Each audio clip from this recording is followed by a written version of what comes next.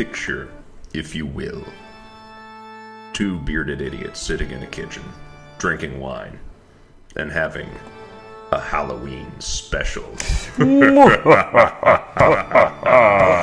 Everybody, welcome back to Thieves, Rogues, and Renegades. I'm Rob North. And I'm your co-host, Chris Miller. And today, we are bringing you our little TRR Halloween special. It's spooky season. It's spooky season. We are going to be bringing in our top 5 countdown of the creepiest ghost ship stories that we could come up with. So, I don't think we're going to waste any time. I think we're going to get right into it. Yeah, we're just going to move right along through this because I know it's Halloween and you all have lots of spooky things to do. Mm-hmm. Coming in at number 5, the Young Teaser. The Young Teaser was an American privateer schooner that set out from New York City during the War of 1812, carrying 5 guns, 3 Quaker guns, which are dummy cannons made out of wood, and 65 men, and set out under the command of a Captain Dobson on a privateering cruise against British shipping in the waters off of Nova Scotia. She was relatively successful in her endeavors, capturing 12 British merchant ships in the span of 2.5 months, whilst avoiding capture by Royal Navy vessels patrolling the area.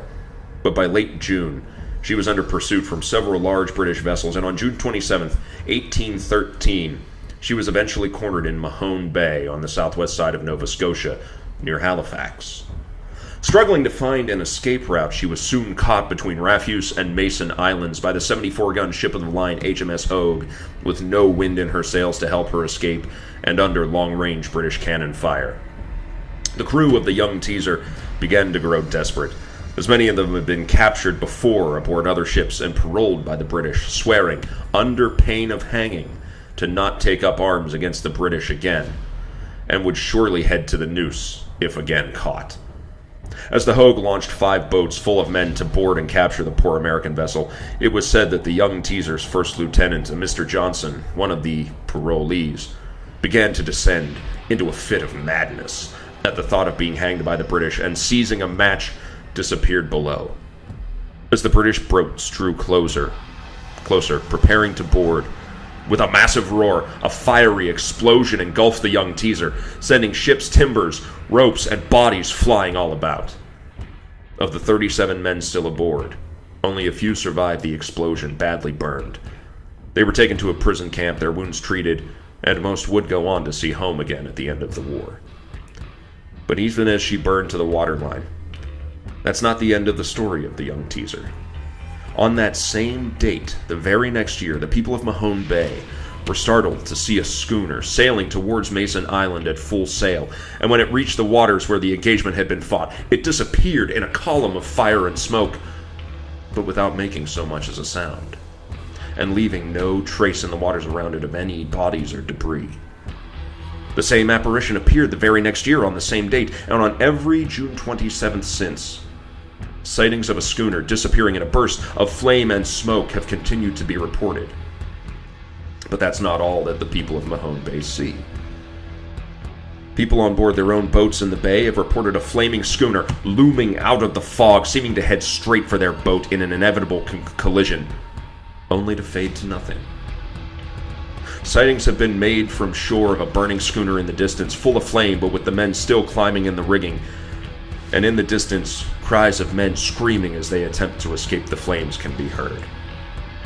Other stories of the mysterious Teaser light continue to be reported to this day, a mysterious light burning in the fog on dark nights when no boats are out, traveling slowly across the bay, with no clear source of fuel, and simply disappearing without a trace, often foretelling of storms or disaster to come. Why does the Young Teaser continue to sail in Mahone Bay to this day? Perhaps because the bodies of the crew slain in the explosion were buried in nearby Chester by the water, and their spirits never realized their mission was so suddenly cut off. Or perhaps it's because the ship's remaining timbers were salvaged and used to make support beams for the local inn and the cross in nearby St. Stephen's Church, and the spirit of the ship herself is bound to the area. We will likely never know.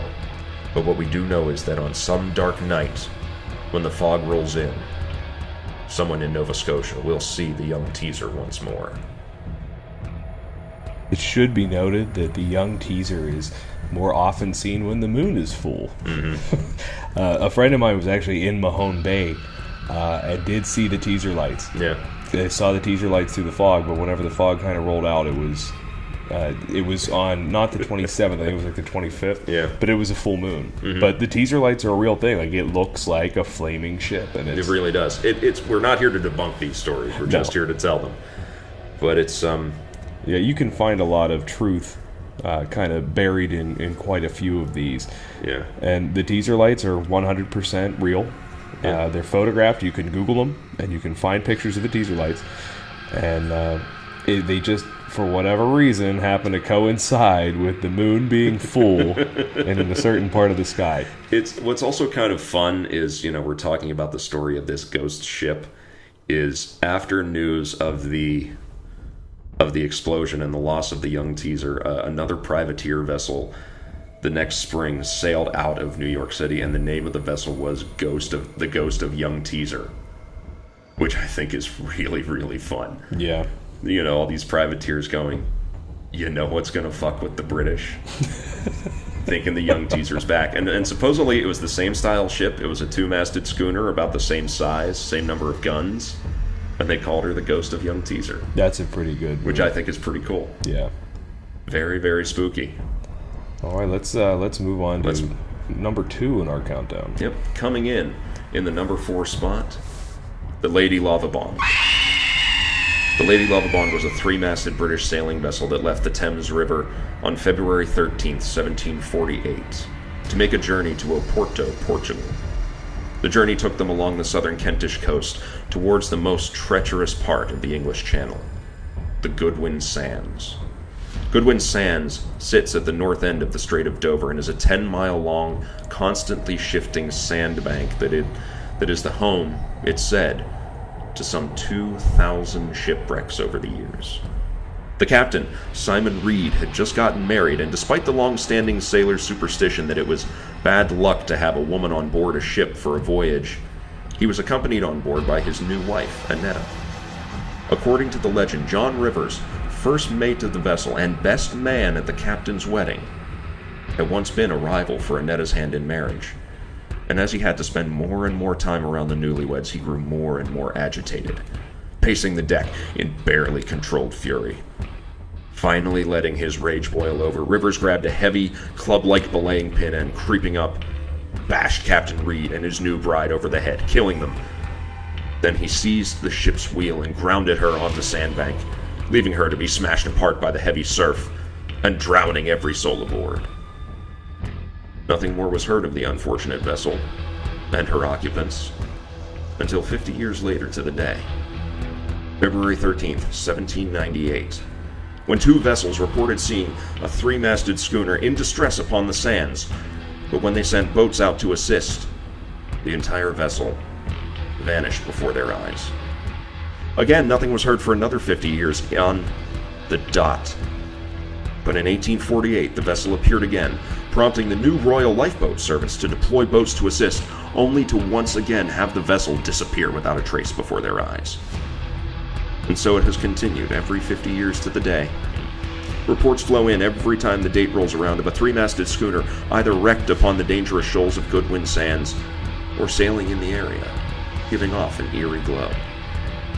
And there's only another 30 years until she may once again reappear, like clockwork, to remind us all of her untimely fate. This story is really sad. It is. Of all the phantom ship stories, this one is very heartbreaking.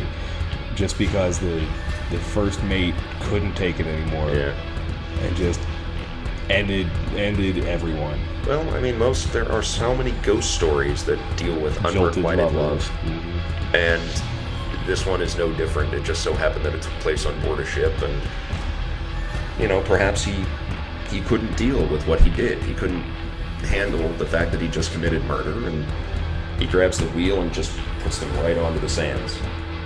Another one that bears mention in this is something that comes up quite often, is that all of the crew of these phantom ships, which there is a difference between ghost ships and phantom ships, and we'll talk about that. Mm-hmm.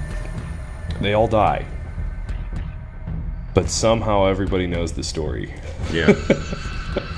And the Lady Lovibond is one of those. Yeah, it's supposedly the Lady Lovibond was actually spotted in 1998 by Prince Edward, the nephew of Queen Elizabeth of England. He was filming some special for the BBC, and yeah, I've heard the story that it was caught on camera. I've heard the story that it wasn't caught on camera, but he supposedly saw this sort of in the distance, in the mist, in the clouds. He could see this three-masted schooner sailing off of Goodwin Sands, and it just disappeared right in front of everyone's eyes, which I think is cool. This is 1998. This isn't that long ago. No. And then in some of the, ships are dispatched. Crews are dispatched to help a ship. Every time. The call always goes out, ship in trouble on Goodwin Sands, because it happens a lot. Right. And the one was a Royal Navy vessel. These weren't fishermen. These weren't amateurs. This is a Royal Navy vessel that saw a ship in trouble. 1948. Yeah. Yeah, there was a Royal Navy destroyer that rolled in, and then this thing just... And then disappears. Right, So that's the story of the Lady Lovibond. Shall we move on to number 3? Let's take on number 3. Number 3, we're going to be going a little bit closer to home here. Yeah, we have the Eliza Battle. Number 3, the Eliza Battle. The Eliza Battle was a side-wheeled luxury paddle steamer riverboat built in Indiana in 1852 and was soon making runs between Columbus, Mississippi and Mobile, Alabama on the Tombigbee River, carrying wealthy passengers, including on one occasion President Millard Fillmore, in her stately saloons. She left Columbus in late February 1858, carrying 60 passengers, 45 crew, and a cargo of 1,200 massive bales of cotton. On the night of March 1st, 1858, near modern Pennington, Alabama, the night was pitch black. The river was in flood, a strong north wind was blowing, and the temperature dropped down near to freezing. Around 2 a.m., it was discovered that some of the cotton bales had caught fire, and while the crew battled valiantly to put out the flames, the strong winds simply overcame their efforts. Cut off from the lifeboats by the burning cotton bales, passengers in their nightclothes began to jump into the water as flames ripped through the vessel, eventually igniting her coal bunker.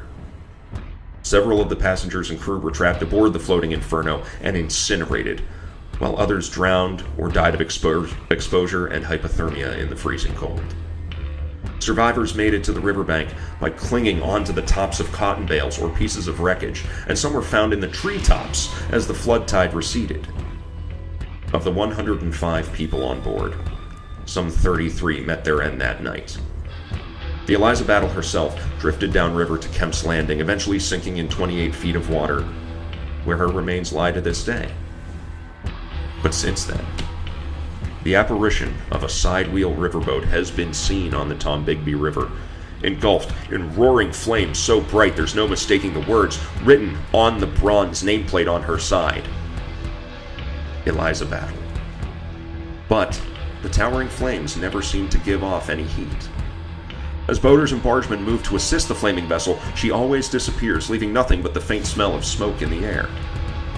Others tell of the sound of screams and of terror and pleas for help in the middle of the night along the river, or the strains of old-style piano and fiddle music, but with no visible source for the sound. But what truly terrifies those who make their living along the Tombigbee River is not the appearance of the Eliza Battle, but what follows, as folklore says that an appearance of the ghostly riverboat is an ill omen, a sign of disaster to come, and her sightings have been tied in with the worst disaster on the Tombigbee River to happen since. The James T. Staples was another riverboat steamer plying the river, transporting passengers and cargo, built around the turn of the century, but her owner and captain, Norman Staples Jr., was having financial troubles and his creditors had taken possession of the ship. On New Year's Day, 1913, local newspapers circulated a report of another appearance of the Eliza Battle on the river that night. And the next morning, Captain Staples was found dead with a self-inflicted gunshot wound to the head. A week later, further reports of a mass sighting of the Eliza Battle again were reported by local papers, with over 50 witnesses credited. And on January 10th, 1913, the very same day, the side of the James T. Staples was ripped open by a boiler explosion that sank the ship in the span of little more than a minute, killing 26 and injuring 21. And now, over a century later, the stories of this flaming harbinger of disaster, the Eliza Battle, still continue to be told and sightings reported, always followed by death, mayhem, loss, and destruction. This is a cool piece of Americana. A lot of ghost ship stories are... A lot of stories from the golden age of sail have very little to do with the United States, so at least we can claim this one as our own. Yeah, this one is super cool. I like this one a lot because it's not an ocean-going ship. This is a riverboat. Right. And, there have been a lot of really big riverboat fires over the years, particularly in the antebellum period right before the Civil War.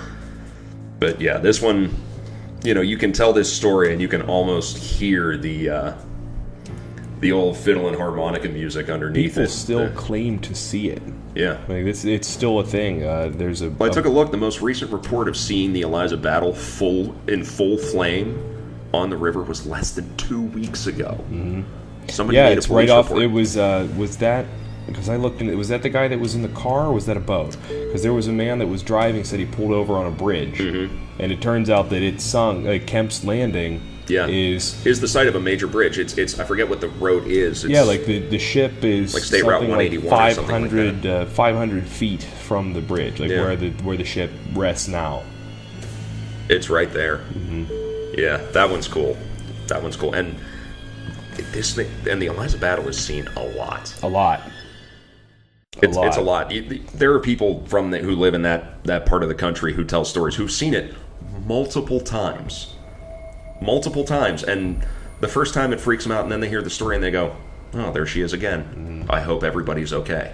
And this is one of the ones that really can't just be explained away with atmospheric conditions. No, never really matches up. No, because the flames are so bright that you can see Eliza Battle on that bronze nameplate on the side. There's no mistaking it, and when most people see this, it's close enough that those flames should give off heat that you can feel, but they don't.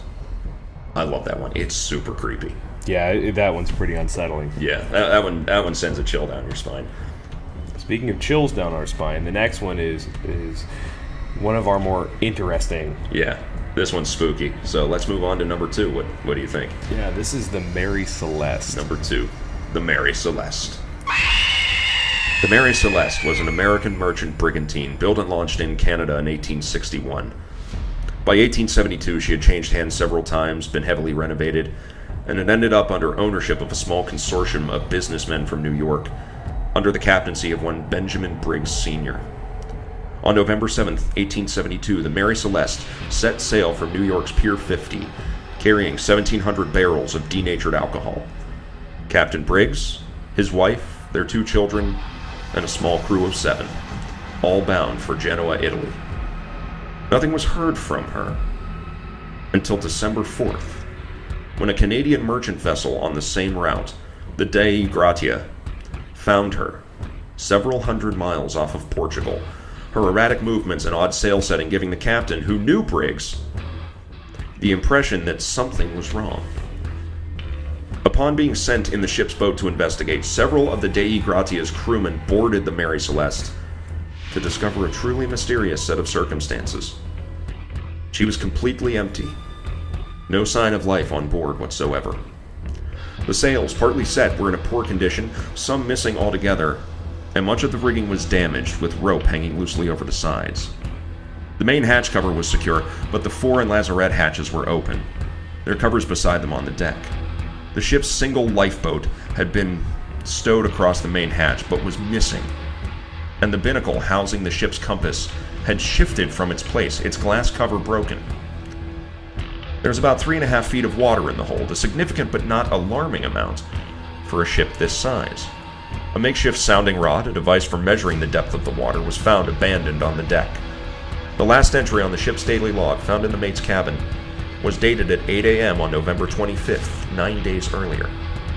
It recorded the Mary Celeste's position as being off Santa Maria Island in the Azores, nearly 400 nautical miles from the point where the Dei Gratia encountered her. The cabin interiors were wet and untidy from water that had entered through doorways and skylights, but were otherwise in reasonable order. In Briggs' cabin, they found personal items scattered about, including a sheathed sword under the bed, but most of the ship's papers were missing, together with the captain's navigational instruments. Galley equipment was neatly stowed away. There was no food prepared or under preparation, but there were ample provisions in the stores. There was no obvious sign of fire or violence.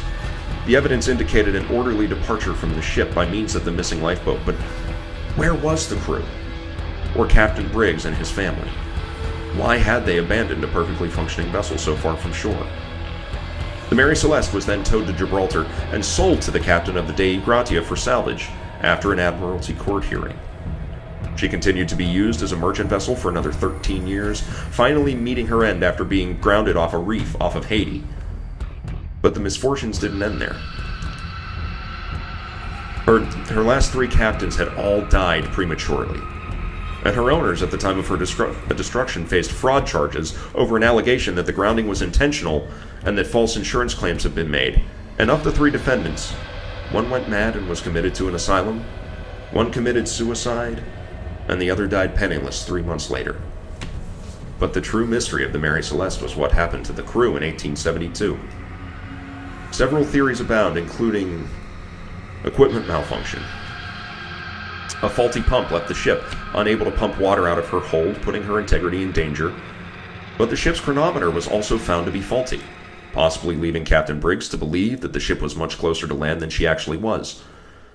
But why not note that in the ship's log? And why not take any provisions with you? There's also the lifeboat. Captain Briggs may have moved everyone onto the lifeboat thinking there was the danger of a chemical leak within the cargo of denatured alcohol, which can give off very, very harsh fumes, and then keeping the boat tied to the ship until the danger had passed. But the line broke, leaving the boat to drift away. But why not just row the boat back to the ship if that happened?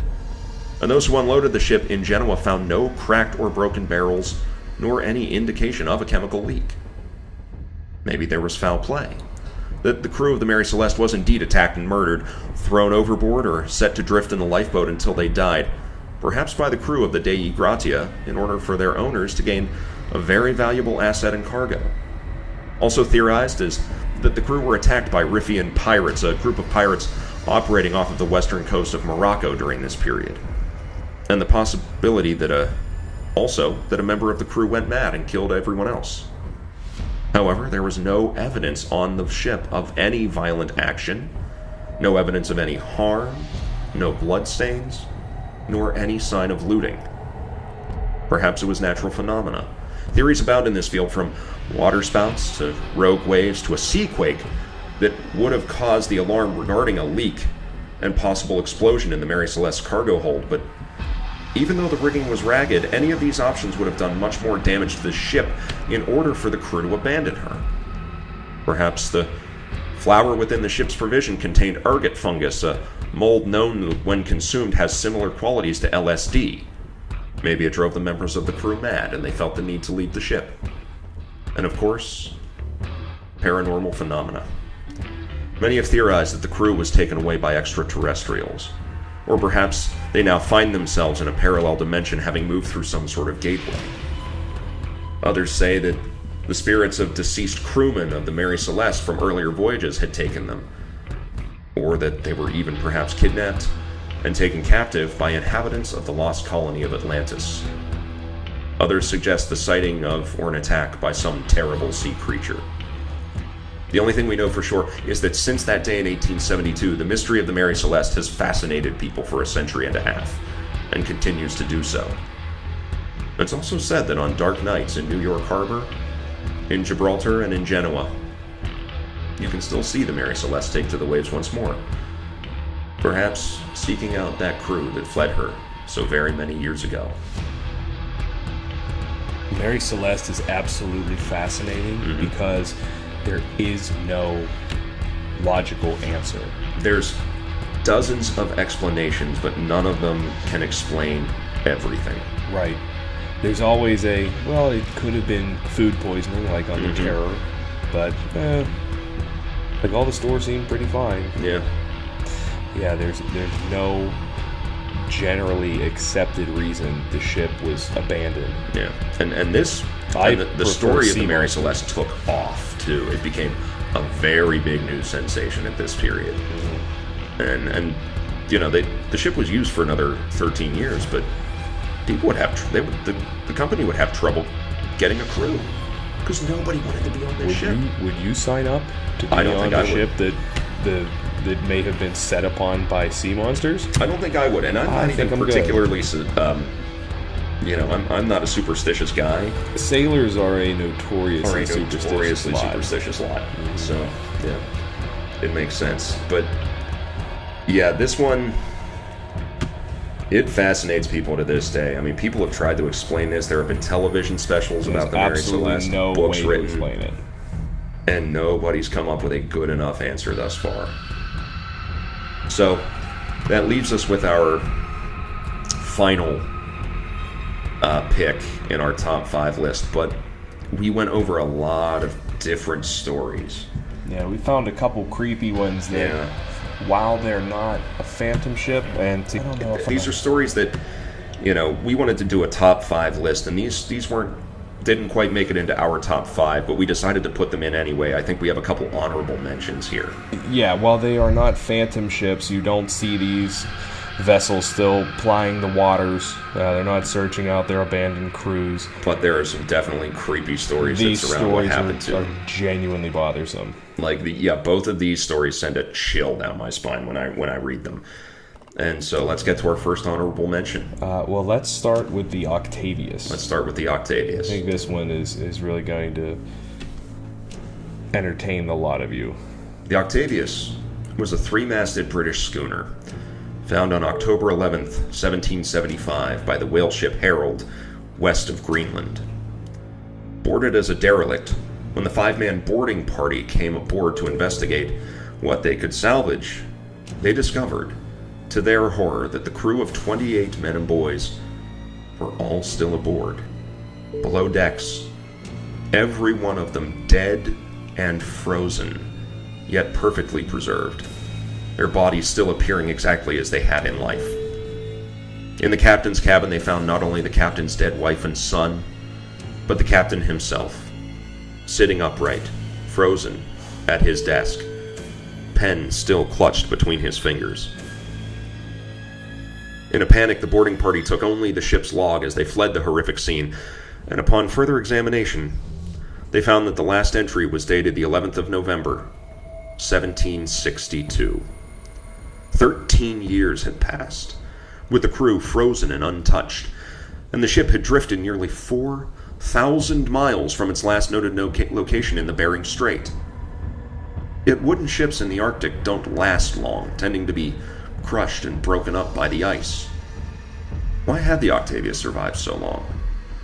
Was there some supernatural force that had claimed the lives of the crew and somehow protecting the ship from the environment? All that is known that after being boarded by the Herald, the Octavius was never seen again. But who knows? Maybe she's still out there, her frozen crew, waiting to be once again discovered by some unfortunate souls who decide to come aboard for a look. I love this one. For 13 years. And looking into this one, because you think a ship for 13 years, and at this time, in that environment, the logbook exists. Yeah. The logbook exists. By the captain and the crew, were never seen again. That is deeply, deeply unsettling. It's disturbing. Yeah. This one, because the Arctic is not an environment in which wooden ships survive very long. You know, in the period of, the Franklin expedition and all these exploratory voyages, especially in the second half of the 19th century, if you were going in a wooden ship, you had to reinforce the damn thing. Mm-hmm. And half the time, even when the ships were reinforced, you get caught in the ice and then the ship would just be broken up. And, that led to a lot of death and a lot of mayhem. But this ship was not meant to be sailing in the Arctic. But for 13 years, she's still floating around. It completed the Northwest Passage. Yeah. Something that explores. The last entry in the log was from Alaska. Yeah, off of Alaska, and now this thing is found between Nova Scotia and Greenland. I don't think it went around the southern tip of South America, so... Yeah, it's highly unlikely that she came back up.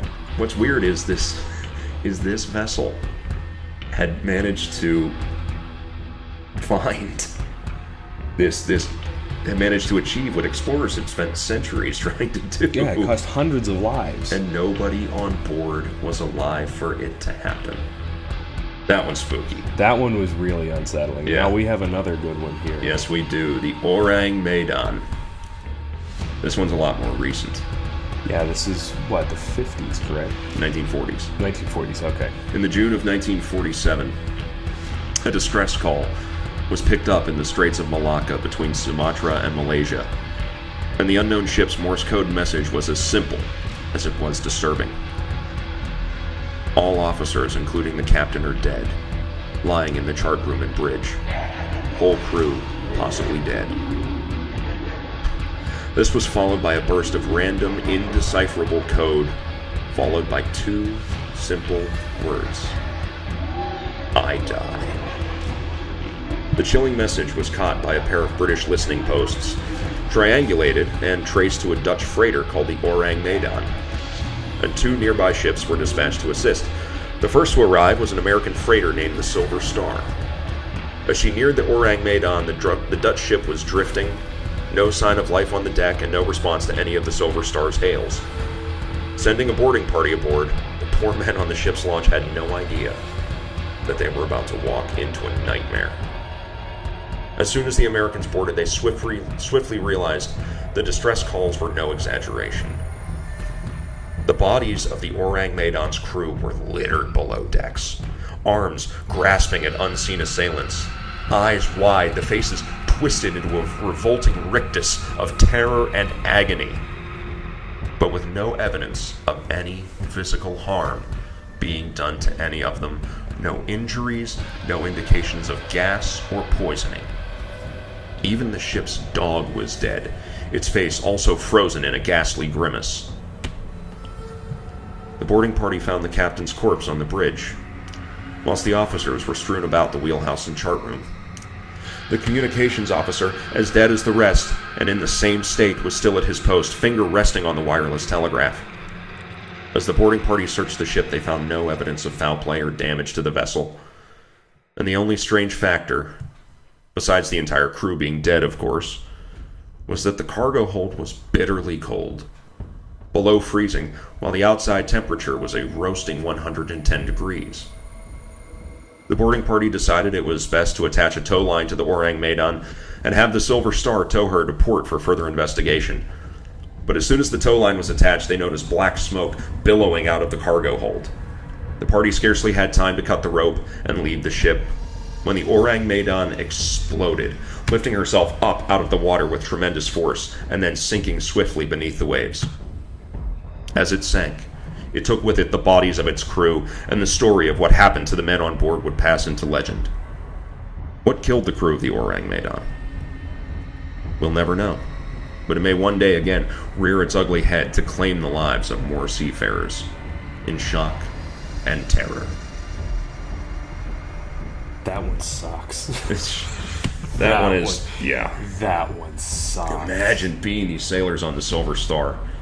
Because and the Orang Medan was about the size of a Liberty ship, so this thing would have had a crew of a couple hundred people. Yeah, it was a large vessel. Yeah, it was big, and everyone was dead. The ship's dog was dead. Nobody was alive. Frozen in place. Frozen in place. Lying on the ground. Yeah. Ugh. And anything it might have been carrying, and whenever ships burn like this, a lot of time it was nitroglycerin, which you weren't supposed to transport. Yeah. Doesn't kill you like that. Not like that. It doesn't do that.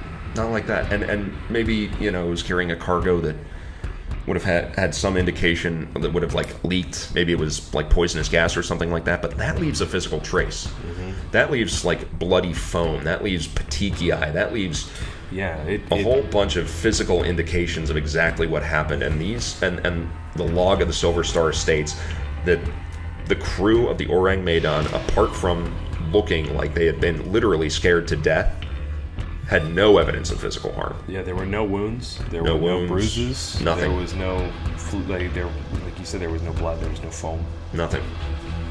Yeah, that one. Ooh. So, on that note, I say we get into our final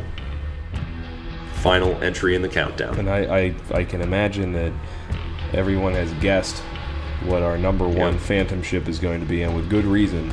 The ship that probably inspired Samuel Taylor Coleridge to write The Rime of the Ancient Mariner. Yep. The Flying Dutchman. The Flying Dutchman. This ghostly galleon is the most famous of Phantom ships, and the legends that have sprung up around it have resonated with sailors for centuries to this very day. It's said that the ship was once a merchantman for the Dutch East India Company, famed for the wealth of her cargoes and the speed of her voyages, because the captain had sold his soul to the devil himself in exchange for riches beyond imagination. But one night, off the Cape of Good Hope, sailing into the midst of a massive storm, the captain's devilish luck finally ran out, and he could find no safe anchorage nor pilot to guide them. His crew shouted for him to turn back, and the passengers pleaded with him, but the man, crazed with his lust for wealth, would not be swayed, saying, "I would sail until doomsday to get this cargo home." Thus his ship, loaded with riches beyond compare, sank to the bottom of the sea, taking everyone aboard with it, and that should have been the end of it. But as all deals with the devil go, this one came at a price. As the quarterdeck was about to slip beneath the waves, a shadowy figure appeared on the deck and spoke to the captain. "All your life, you have lusted only for wealth, guided only by avarice. Thus shall you be condemned to sail the oceans for eternity with a crew of dead men, bringing death to all who sight your ship, never making port, and never knowing a moment's peace. Gall shall be your drink, and red-hot iron your meat." And with a dark chuckle, as the waves crashed over the man's head, the dark figure returned from whence he came. And so, in the centuries hence, it has been said that a huge spectral vessel looms out of the mists, or appears out of the inky darkness of night, its black sails spread full, its spars creaking as if in a full gale. The ghostly captain pacing the quarterdeck in despair, bareheaded and repentant, pleading to the heavens for mercy at last, but to no avail. And the crew of ghastly, grinning skeletons mans the rigging. Sometimes the appearance of the ghostly vessel would turn the food supplies rotten, or bring the wind to a halt, damning the unfortunate men who spotted her to be becalmed, unable to reach a source of supply, and condemned to a slow death by starvation. Sometimes the lookouts who spotted her would fall to their deaths from the tops, or be crushed by a cannon that had broken its moorings. Other times she would appear in the distance, disappearing into a fog bank, and the unfortunate vessel would follow her, only to sail straight into the rocks or reefs hidden just beyond the fog, sending her crew to a watery death by drowning. Sometimes the appearance of the ghost ship would precede a massive storm, the kind that breaks ships apart and causes them to founder. Sometimes she pulls alongside, giving a benign appearance to pass letters aboard, as ships so often did in these days. But to open and read those letters would summon all the demons of hell and the spirits of the men who died horrible deaths at sea, to pull the bodies and souls of the crew into the very depths for all eternity, joining the legions of the damned. Whatever the story may be, what they all have in common is that the Flying Dutchman is a portent of doom and misfortune. Where she sails, sailors meet a cruel end. In 1881, the future English King George V was a midshipman aboard HMS Bacante when he noted in his diary that a lookout and the officer of the watch both saw the ghostly vessel cross their path in the dark of night, but thought no harm could come to them. That is, until the next day, when the lookout fell to his death from the topmast, and within the month the officer of the watch had died in horrible pain of a burst ulcer.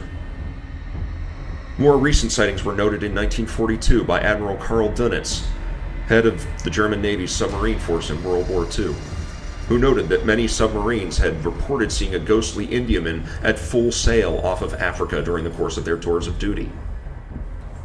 Sadly, of the dozen or so U-boats that had made these reports, every single one of them, without exception, have been destroyed and lost with all hands by war's end.